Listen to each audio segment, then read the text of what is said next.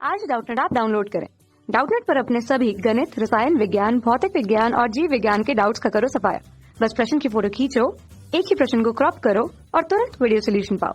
अभी डाउनलोड करें। हेलो दोस्तों, हमें सवाल दिया है कि नीचे दिए गए कथन को ध्यानपूर्वक पढ़िए तथा कारण सही उत्तर दीजिए। इनमें से कौन सा कथन सत्य है तथा कौन सा कथन असत्य है। ठीक है, तो सबसे पहला हमारा सवाल दिया है कि लोटनिक गत करते समय घर्षण बल उसी दिशा में कार्यरत होता है जिस दिशा में पिंड का द्रव्यमान केंद्र कार्यरत होता है। ठीक है, तो हमें इसको देखना है। ठीक है, तो इसको हम लोग चित्र बना समझाते हैं आपको। तो मान लेते हैं हम कोई पिंड है जो इस पृष्ठ पर हमारा इस समतल पर लोटनिक गत कर रहा है। लोटनिक गत का मतलब हमारा है स्थानांतरित गति, स्थानांतरीय गति। ठीक है, और प्लस क्या है दूसरा हमारा घूर्णन गति, दोनों कर रहा है। ठीक है, घूर्णन गति। ठीक है, ये मतलब मतलब अपने अक्ष पे इधर घूम भी रहा है और आगे भी बढ़ रहा है, आगे की तरफ भी मूव कर रहा है। तो इसका जो द्रव्यमान केंद्र का वेग होगा वो क्या होगा, मान लेते हैं vo है, वो किधर होगा, इस दिशा में होगा। ओके, और हमारा इस बिंदु पर देखिए जहाँ पे इस मिल रहे हैं दोनों, हमारा पृष्ठ पर क्या होगा, वेग क्या होगा, ये बिंदु हमारा जो संपर्क केंद्र में है इससे, वो क्या होगा, ये बिंदु हमारा पीछे जाने की कोशिश करेगा। तो यहाँ पे जो वेग होगा आपका, उसकी दिशा होगी पीछे की तरफ। ठीक है, इस दिशा में होगा हमारा। अगर इस बिंदु को हम मान लेते हैं ए पॉइंट, ए मान लेते हैं, तो वी ए इस दिशा में होगा। हम जानते हैं कि घर्षण बल क्या होता है हमारा, घर्षण बल हमेशा विपरीत होता है रेखीय वेग की दिशा में। ठीक है, उसके वेग की दिशा के विपरीत होता है, क्योंकि उसके गति का विरोध करता है। तो हमारा घर्षण बल की दिशा क्या होगी, यहाँ से घर्षण बल की दिशा वीए के विपरीत में, माने कि इस दिशा में होगी, एफ एस इस दिशा में होगी। यही हमसे कह रहा है कि लोटनिक गति में हमारा जो घर्षण बल की दिशा होती है उसी दिशा में होती है जिसमें द्रव्यमान पिंड का द्रव्यमान केंद्र गति करता है। तो हम देख रहे हैं यहाँ पे हमारा द्रव्यमान केंद्र इस दिशा में गति कर रहा है और घर्षण बल भी इसी दिशा में गति कर रहा है। यानी कि हमारा कथन जो दिया गया है वो क्या है, सत्य है। ठीक है, तो ये आपका आंसर हो जाएगा, पहला कथन आपका क्या हो जाएगा, वो सत्य है। ठीक है, ये आपका पहले पार्ट का आंसर है। ठीक है, बी पार्ट पे आते हैं हम लोग। ठीक है, बी में क्या हमसे पूछ रहा है, बी में कह रहा है कि लोटनिक गत करते समय संपर्क बिंदु की तात्क्षणिक चाल शून्य होती है। ठीक है, तात्क्षणिक चाल हमें निकालना है, ये जो बिंदु है संपर्क बिंदु ए पर। ठीक है, तो इसमें हम जानते हैं कि जो परिशुद्ध लोटकन में हमारा जो निम्नतम बिंदु का वेग होता है वो शून्य होता है, इसलिए v जो है तात्क्षणिक इंस्टेंटेनियस वेलोसिटी जिसे बोलते हैं, वो यहाँ पे शून्य होगा। कहाँ पे, ए पॉइंट पे। इसको मैं आप लोगों को कैसे समझाता हूँ, वेक्टर से, यानी सदिश से जोड़ के समझाता हूँ कि हमारा किसी पॉइंट पे जब हम वेक्टर वेग निकालते हैं तो क्या होता है, सब मान लेते हैं इस पॉइंट में हमारा ये बी पॉइंट है, इस पे जो वेग होगा अगर वेक्टर फॉर्म में लिखें तो वो क्या होगा, इसकी स्थानांतरित गति के कारण होगा। जो इसका द्रव्यमान केंद्र आगे की तरफ बढ़ रहा है उसको वो मान लेते हैं, तो वी ओ होगा। ठीक है, बी का ओ के सापेक्ष एक वेग होगा और वी ओ होगा, ये एक तो होगा स्थानांतरित गति के कारण, प्लस एक होगा जो इसके घूर्णन गति के कारण बिंदु बी का वेग, यानी बिंदु बी का वेग ओ के सापेक्ष। ठीक है, इन दोनों के कारण होगा। ठीक है, दो तरह से गति हो रही है, मैंने ऊपर आपको बताया स्थानांतरित तथा घूर्णन गति। ठीक है, तो इन दोनों की वजह से होगा। तो बी का आप देखिए, मैंने आपको बताया कि वी पे जो दिशा होगी ओ के सापेक्ष इधर होगी वी बी, और इसकी दिशा किधर है, इस दिशा में है। तो वी ओ क्या लिखेंगे आप, वी ओ अगर मान लेते हैं ये ओमेगा से घूम रहा है और इसका त्रिज्या मान लेते हैं अगर आर है, तो क्या होगा, आर ओमेगा आई, दाहिने तरफ है, एक्स एक्सिस में दाहिने तरफ है, आई कैप लिख दिया।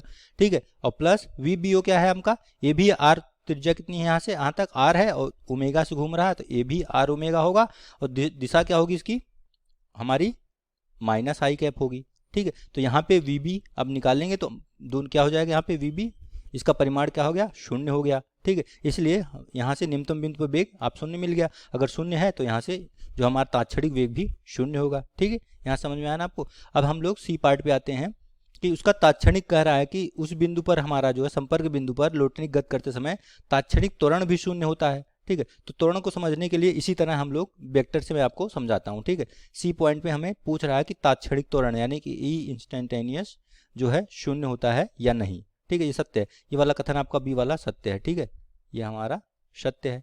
ठीक है, तो बी पे आते हैं, सॉरी सी पे आते हैं। तो सी पे इसी तरह आप त्वरण निकालेंगे तो त्वरण का भी होगा, दो गति के कारण होगा। तो अगर ए बी पॉइंट पे आप त्वरण निकालेंगे तो क्या होगा, त्वरण ओ पे, ओ की वजह से त्वरण। ठीक है, द्रव्यमान केंद्र की गति के कारण त्वरण, प्लस बी का ओ के सापेक्ष त्वरण। ठीक है, दोनों की वजह से त्वरण होगा। अब देखिए ओ पे त्वरण क्या होगा, ये तो हमारा आगे की तरफ गति कर रहा है। ठीक है, तो इसका जो त्वरण आएगा वो आएगा आर अल्फा, और दिशा क्या होगी, आई कैप। ठीक है, ये होगी। और जो इसका त्वरण होगा बी का ओ के सापेक्ष जो त्वरण होगा, यहाँ पे आपको दो त्वरण मिलेगा, एक त्वरण तो इस दिशा में होगा आर अल्फा, ठीक है, जिसे हम अस्पर्श रेखा की दिशा में होगा, और एक केंद्र की तरफ होगा आर ओमेगा स्क्वायर, आप जानते हैं।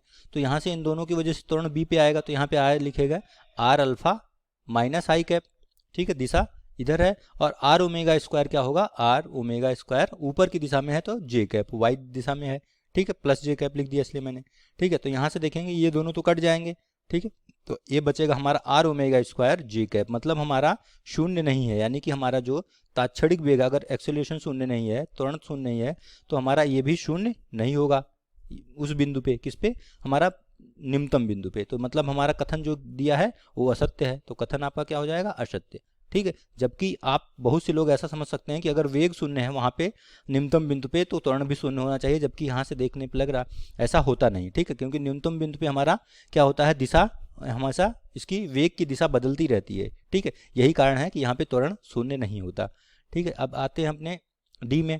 डी में हमसे कहा कि परिशुद्ध लोटनी गति के लिए घर्षण के विरुद्ध किया गया कार्य शून्य होता है, ठीक है। तो परिशुद्ध लोटन गति के लिए हम देखते हैं क्या होता है, परिशुद्ध लोटन गति कर रहा होगा अगर कोई कण हमारा, तो हमारा डी पार्ट को उसके सॉल्व करते हैं। तो हम जानते हैं कि जो परिशुद्ध लोटनी गति होती है, यानी जिसे प्योर रोलिंग मोशन कहते हैं, उसमें जो हमारा घर्षण बल उस पर कार्य करता नहीं है, ठीक है, क्योंकि घर्षण बल जो उसको गति को रोकने की कोशिश करेगा, ठीक है। तो जब हमारी प्योर रोलिंग होती है, पूरी तरह रोल करता है, यानी लोडकन करता है, तो इस केस में हमारा जो है घर्षण बल यहाँ पे शून्य होता है। तो अगर घर्षण बल शून्य है तो घर्षण बल द्वारा किया गया कार्य भी आपका शून्य होगा, ठीक है, क्योंकि हम जानते हैं कि ये बराबर क्या होता है, बल गुणे विस्थापन होता है। तो बल ही शून्य है तो आपका ये भी शून्य होगा, यही हमें दिया है कि शून्य होता है, यानी कि आपका कथन क्या है, ये कथन यानी ये भी आपका सत्य है, ठीक है, डी वाला पार्ट सत्य है। अब अपने आते हैं हम लोग ई वाले पार्ट पे। ई में क्या कह रहा है कि हमारा किसी पूर्णतः घर्षण रही आनत समतल पर नीचे की ओर गति करते पहिए की गति फिसलन गति, यानी कि लोटनी गति नहीं है, फिसलन गति होगी, ठीक है। कह रहा है कि अगर घर्षण रहित कोई तल है, मतलब इंक्लाइंड प्लेन है, यानी आनत तल है, उस पर नीचे की तरफ कोई पहिया आ रहा है, तो उस पर जो है उसकी जो गति होगी वो हमारी फिसलन गति होगी, जाकि अगर मतलब लोटनी गति नहीं होगी, मतलब फिसलते हुए आएगा। तो ई पार्ट को चित्र से मैं आपको समझाता हूँ। ये चित्र देखिए, कोई पहिया है जो नीचे की तरफ गति कर रहा है, ठीक है। तो हमें इसका जो मास होता है, भार होता है mg, नीचे की तरफ लगता है, ठीक है। तो इस पे कह रहा है कि कोई घर्षण रहित तो हमारा आनत तल है, यानी कि फ्रिक्शन फोर्स हमारा जो है, घर्षण बल शून्य है, ठीक है। तो घर्षण बल शून्य है तो हम जानते हैं कि लुढ़कन गति के लिए हमारा जो है जो बल आघूर्ण मिलता है, बल आघूर्ण ये हमारा घर्षण बल की वजह से मिलता है। तो तभी हमारा जो है कोई पहिया या कोई भी पिंड जो है नीचे की तरफ लुढ़कन गति करता है। जब यहाँ पे फ्रिक्शन फोर्स यानी घर्षण बल 0 हो तो बल आघूर्ण 0 होगा, तो हमें लुढ़कने के लिए जो है आघूर्ण नहीं मिल पाएगा। तो mg साइन थीटा की वजह से क्या करेगा, ये इस पे फिसलते हुए नीचे की तरफ जाएगा। यही हमसे कथन में कह भी रहा है, यानी कि कथन आपका ये भी सत्य है, ठीक है, कि अगर हमारा फ्रिक्शन रहित है, यानी कि हमारा इस पे कोई घर्षण रहित फोर्स बल वो है, आनत तल है, तो इस पे कोई भी पिंड है जो है mg साइन थीटा की वजह से नीचे की तरफ फिसलते हुए जाएगा, क्योंकि घर्षण नहीं है तो आघूर्ण उसको नहीं मिलेगा, बल आघूर्ण नहीं मिलेगा, तो ये लुढ़कते हुए जाएगा, ठीक है। मतलब आपके सारे कथन सत्य है, केवल एक कथन असत्य है, कौन सा वाला, जिसमें त्वरण की बात की थी, ये वाला कथन आपका सी वाला केवल असत्य है, बाकी सारे कथन सत्य हैं, ठीक है। कक्षा 6 से 12वीं से लेकर नीट, IIT, JEE वो एडवांस के लेवल तक 1 करोड़ से ज्यादा छात्रों का भरोसा। आज ही डाउनलोड करें डाउटनेट ऐप या व्हाट्सएप करें अपने सारे डाउट्स 8400 400 400 पर।